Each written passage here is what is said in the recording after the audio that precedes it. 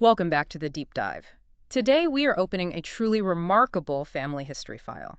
It's one that takes us back well over a century, right into the heart of the Deep South during a pretty turbulent time. It really is an extraordinary case. This is a story defined really by a single act of violence, an act that led to the complete erasure of an identity, and it set an entire family lineage adrift, under false names for almost 100 years. It's a narrative of tragedy, flight, and ultimately rediscovery. We're Yeah. focusing on a catastrophe that unfolded back in January 1903, Right. the death of a man named James Charles Bull, and the decades-long mystery that followed, which ultimately revealed the incredible lengths one family went to essentially become invisible. That's exactly it. And for you, the listeners, especially those of you who are descendants of this complicated lineage, the Bulls, the Haneys, the Stewarts, even the Bonners, our mission today is really to finally reconstruct the events. We're using comprehensive research, including extensive DNA analysis and some really compelling photographic proof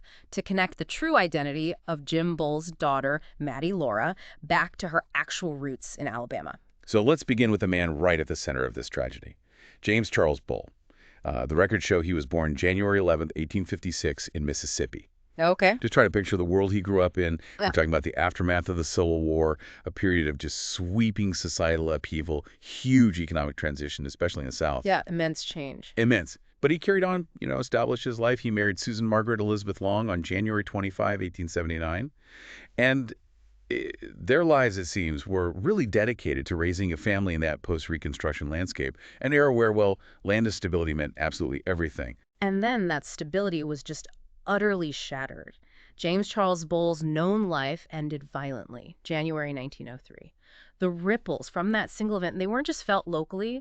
They traveled across state lines, they echoed through generations, creating this false history that persisted right up until the 21st century. Quite something. Yeah. And the work we're discussing today, it was meticulously compiled, actually, by his great-grandson. It's really a testament to that persistent search for truth, the kind of search that finally overcame decades of, frankly, meticulous deception. Okay, so to really grasp the magnitude of this crime and the fate that resulted from it, we have to plant ourselves firmly in Choctaw County, Alabama around 1903.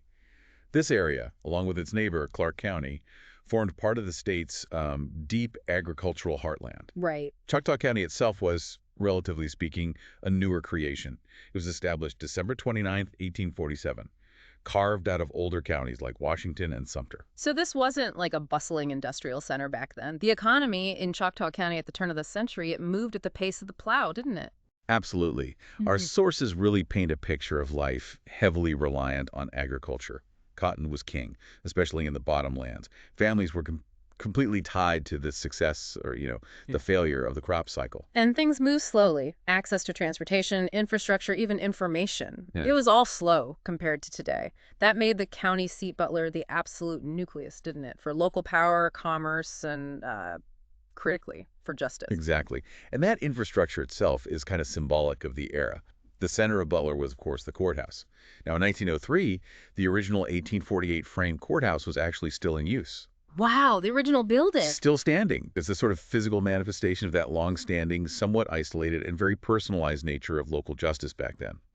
Now, they were planning a replacement, which came in 1906, but at the exact time of Jim Bull's death, the legal framework was managed through this singular, older facility. Okay. And in this kind of tight-knit rural community, personal feuds, reputations, political standing, they carried enormous weight. Which brings us right to the accused Joseph J. Haney. I mean, the fact that the murder involved the victim's own son-in-law, Joseph Haney, that's dramatic enough. It is. But what really ramps up the tension here is Haney's status within that community. He wasn't some outsider. He was, in fact, a newly established figure of authority. And that's where the historical irony really deepens, doesn't it? Joseph Haney had just achieved a pretty significant measure of local political prominence, only months before the murder. How so? Well, in September 1902, Joseph J. Haney was formally appointed as the Notary and Justice of the Peace for Beat 6 of Choctaw County. Wait, let's just pause there for a second. Being a Justice of the Peace in a rural southern county like Choctaw back in 1902, Right. That was a pretty big deal, wasn't it? He wasn't just like a clerk stamping paper. Oh, far from it. Far from Okay. it. In the early 20th century South, the Justice of the Peace, or JP, often served as the primary face of the law for most rural residents. They handled small claims, they resolved neighborhood disputes, notarized vital documents, performed marriages, and crucially, they had the power to issue warrants and preside over preliminary hearings for serious crimes, including murder. Right.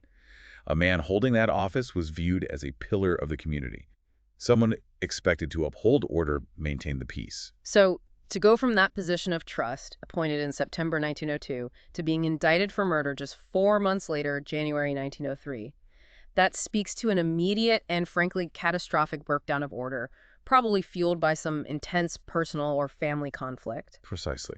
So James Charles Bull is killed in January 1903.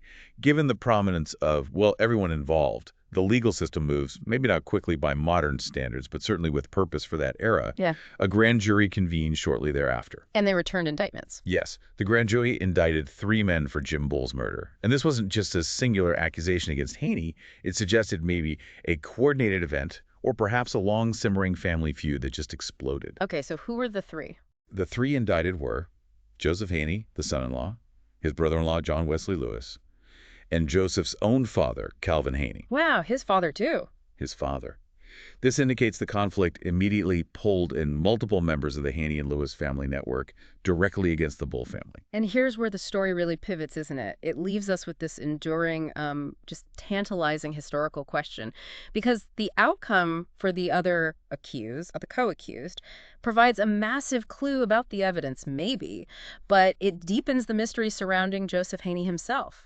Exactly right. John Wesley Lewis and Calvin Haney, Joseph's brother-in-law and father, they were arrested. They stayed. They faced the charges in court. They went through that, lengthy, probably terrifying process of a capital murder trial in the Deep South at that time. And the verdict. Both were tried, and both were found not guilty in 1905. Not guilty? That is such a critical piece of information, especially for the descendants listening today. The legal system, even with all the inherent biases and, turbulence of that period, determined that Joseph Haney's father and brother-in-law were innocent of the crime. Correct. But Joseph Haney himself, he never had to face that determination, did he? He vanished. Joseph Haney disappeared almost immediately after the indictment. He was never arrested for the murder of James Charles Bull. His sudden absence is the historical anchor point for everything that follows. And this is the point we really have to emphasize for you, the listener.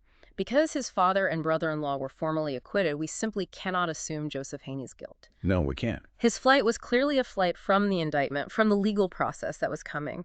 But was it an admission of guilt, or was it perhaps a desperate fear? Fear of a local justice system that, well, in 1903, Alabama could be highly influenced by local power dynamics, personal feuds, maybe even threats of vigilante justice. That remains the tragic, unanswered question. It's sealed away, really, in the historical records, maybe the unrecorded memories of Choctaw County. So regardless of the truth behind that killing, Joseph Haney made a choice, a huge choice. He chose absolute severance from his old life. Complete break. And that demands just a massive logistical commitment, a psychological one too. It transforms what was a local Alabama tragedy into this century-long genealogical puzzle. The initial steps of the evasion are, well, they're astonishingly fast when you look at the timeline. Remember, Maddie Laura Bull and Joseph Haney were married back on September 23, 1896. They were firmly entrenched in Choctaw County life. Right, he was the JP just months before. Exactly. And even in May 1903, that's months after Jim Bull's death and the grand jury indictment, records still place Maddie and Joseph living right there in Choctaw County. So they were still there for a bit, facing the music maybe, or perhaps just desperately preparing to run. Could be either. And think about this, they had 5 young children at this point. 5 kids. Wow. You don't just disappear overnight with 5 children without leaving some kind of trace or needing significant planning. That period between, say, mid-1903 and early 1905 must have been just filled with intense planning, secrecy, maybe dread. And then, by 1905, they execute their escape. They relocate hundreds of miles away to Williamsburg County, South Carolina. The logistics of this move are quite interesting. It seems they used a fairly common route for people trying to generate new identities back then. A brief stop in an intermediary location. Okay, where was that? We find the absolute first documented paper trail of the invented identity on October 9, 1905. And it's in Jacksonville, Florida. Jacksonville. Joseph Haney used the name J.W. Stewart to obtain a health certificate there. So that certificate, that piece of paper from Jacksonville, that's essentially the documentary birthplace of James Wesley Stewart. Precisely. Jacksonville wasn't their final destination, it seems, but it was a necessary staging ground. It provided a document, something official looking with the new name that they could then carry forward into South Carolina. And once they got established in Williamsburg County, the deception had to become, well, total, unyielding. It was a wholesale fabrication, a complete shedding of the names Joseph J. Haney and Maddie Laura Bull. They presented themselves to the world, to their new neighbors, their employers, every single civil institution as Maddie Laura Bonner and James Wesley Stewart. And they didn't just bring the 5 children they already had. No. They went on to have 6 more children in South Carolina. They raised a total of 11 children, entirely under this profound lie. Just think about the psychological architecture required to keep that up. For decades, they invented an entire biography to go with the names. They did. They claimed they were originally from Escambia County, Florida. That story had to be repeated constantly, reinforced, passed down as absolute gospel truth within the family. And what's truly heartbreaking, especially for the descendants, is the revelation that Joseph J. Haney and Maddie Laura Bull never once told any of their 11 children their true names. Never. They lived out their lives and died as James Wesley Stewart and Maddie Laura Bonner. That level of commitment to the fabrication, it just speaks volumes, doesn't it? About the level of fear they must have harbored. Fear of discovery, fear of being dragged back to Choctaw County, Alabama, to face trial for a capital crime. It reveals an iron will, a desperate determination perhaps to secure their children's future, even if it meant completely obliterating their own past and their children's true heritage. And here's the element of the story that I find just profoundly ironic. It demonstrates something specific about Joseph Haney's character, I think. He didn't flee into total obscurity. He didn't choose to live some shadowy life on the margins. No, he didn't. Living as James Wesley Stewart, he actually, very quickly, maintained a respected public life again. Yes, it's quite remarkable. He essentially recreated his previous political identity almost perfectly. Remember, before the murder indictment, he was the Justice of the Peace in Choctaw County, Alabama. Right. In South Carolina, as James Wesley Stewart, he eventually began serving as a magistrate in Williamsburg County. What does that tell you about the man? I mean, he's a fugitive from the law, indicted for murder in another state, yet he feels compelled to seek out a public role where he would, again, be the law, in a sense. It's baffling, isn't it? Was he tempting fate? Or was the ability to serve, maybe to hold that local power, just so central to his identity that he was willing to risk exposure to reclaim it? It strongly suggests that his core identity, or maybe his self-worth, was deeply tied up in community recognition, in governance. Perhaps that need actually overrode the fear of arrest, which is extraordinary. It's an extraordinary display of nerve, psychological resilience, maybe compartmentalization on a grand scale. To manage the knowledge of a capital crime indictment hanging over your head while sitting on the bench as a respected magistrate, it's almost unbelievable. He was effectively a fugitive hiding in plain sight, using the very kind of authority he was evading as his camouflage. And one of the 11 children raised under this meticulously crafted identity, this complete fabrication, was Nettie Elnora Stewart. That's right. She later married Frederick T. Coker Sr., and she, along with her siblings, received this false history as the gospel truth, unknowingly setting the stage for decades of frustrating, completely unsuccessful genealogical searching by the generations that followed them. When you study this kind of sustained deception, this level of commitment to a false narrative over decades, you really see how a family secret doesn't just, damage relationships in the present.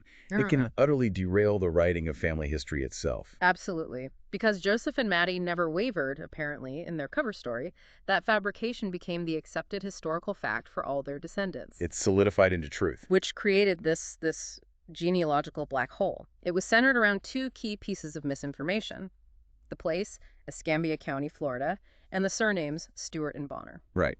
And then, in the 1960s, Nettie Elnora Stewart, the daughter we just mentioned, and her siblings, believing completely they were compiling an accurate record for future generations, they formalized this family history. Yeah. And it was based entirely on the false identities their parents had given them. And this document, this 1960s family history, it became the foundational roadmap, didn't it, for generations of family researchers who came after. It was treated as definitive, the starting point.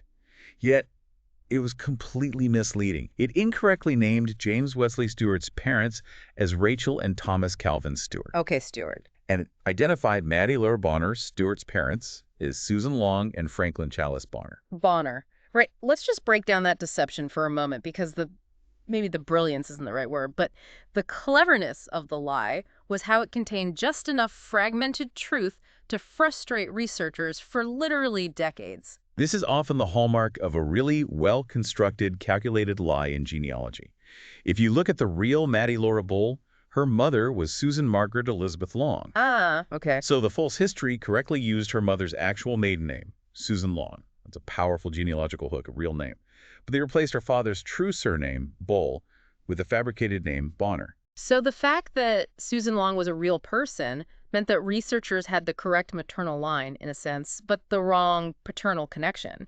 It kept them just one critical degree off the mark, essentially forever. Precisely.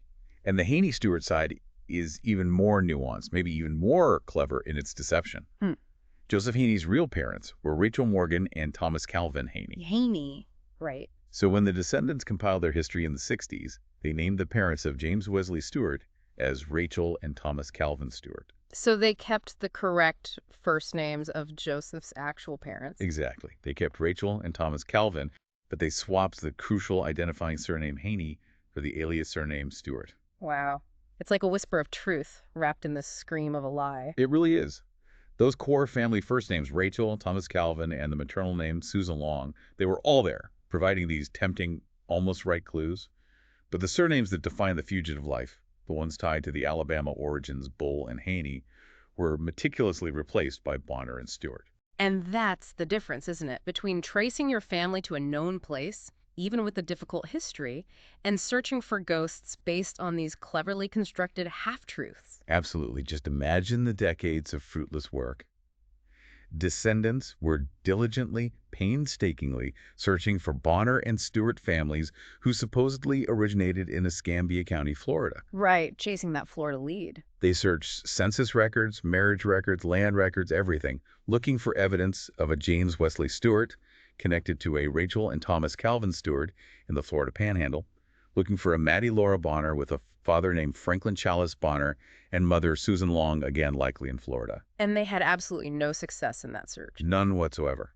Precisely because those specific people, configured in that specific family structure, in that specific Florida location, simply did not exist. It's the genealogical equivalent of just running full speed on a treadmill, isn't it? Exactly. Every potential record found, every document that might have mentioned a Stewart or Bonner from Florida, it probably only served to reinforce the lie, maybe cement the descendants' confusion, pulling them further and further away from their actual roots, back in Choctaw and Clark Counties, Alabama. It just perfectly illustrates the devastating long-term impact of that single desperate choice made way back in 1903. The family lore, maybe intended to protect the children and grandchildren, became this masterclass in sustained historical misdirection. And honestly, without the revolutionary tools that became available in the 21st century, that fabricated story, that 1960s history, would likely still be accepted as the absolute truth today. Yeah, locking these descendants out forever from knowing the reality of Jim Bull's life, his tragic death, and the incredibly dramatic events that followed. Okay, so this brings us to really the most powerful and frankly satisfying part of this whole story, the breakthrough, the moment that finally fractured this century-old secret. After decades of just hitting those brick walls Yeah. with the traditional paper trails, the descendants turned to something new. They leveraged the immense power of modern genetic testing. This really kicked off in the 2010s. And this wasn't just like one person spitting in a tube, right? This sounds like a coordinated effort. Oh, it was deeply strategic, a comprehensive project, not just one or two tests sprinkled around. It was a mass effort, really, to gather genetic evidence from multiple branches of the family tree descended from James Stewart and Maddie Bonner. Okay. The research eventually included, get this, no less than 12 autosomal DNA tests, 12. Wow. which are crucial, because they reveal shared genetic links across all your recent lines of descent. They're great for mapping out cousin networks. But the real key, I imagine, to breaking a mystery where the actual surnames are hidden lies in the more specialized tests, doesn't it? Particularly for the men in the direct line. It's exactly right. They also conducted two Y-DNA tests. Now, Y-DNA is essential for tracing the direct paternal line father to son to son to son. In this case, since Joseph Haney, living as James Wesley Stewart, was the male fugitive, the Y-DNA was really the only definitive way to confirm his true surname lineage, genetically speaking. Haney, not Stewart. Haney, not Stewart. And they didn't stop there. They also conducted several mtDNA tests. Mitochondrial DNA traces the direct maternal line mother to daughter to daughter.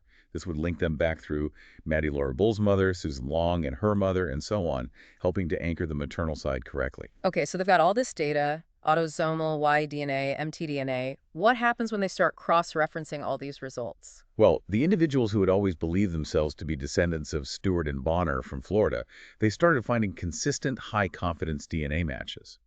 But not with other Stewarts or Bonners from Florida. Who were they matching? They were matching known clusters of individuals, people who had already tested and had well-documented family trees, proving they were descendants of the Bulls and the Haneys of Choctaw County, Alabama. Ah, the Alabama connection starts showing up in the DNA. Overwhelmingly, the pattern became undeniable.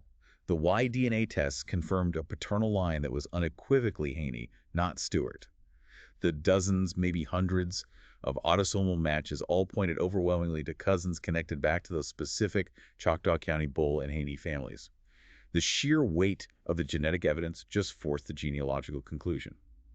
And this happened in 2021. The mystery was solved. James Wesley Stewart was Joseph J. Haney. Maddie Laura Bonner was Maddie Laura Bull. Correct. The entire family originated not in Escambia County, Florida, but in Choctaw County, Alabama.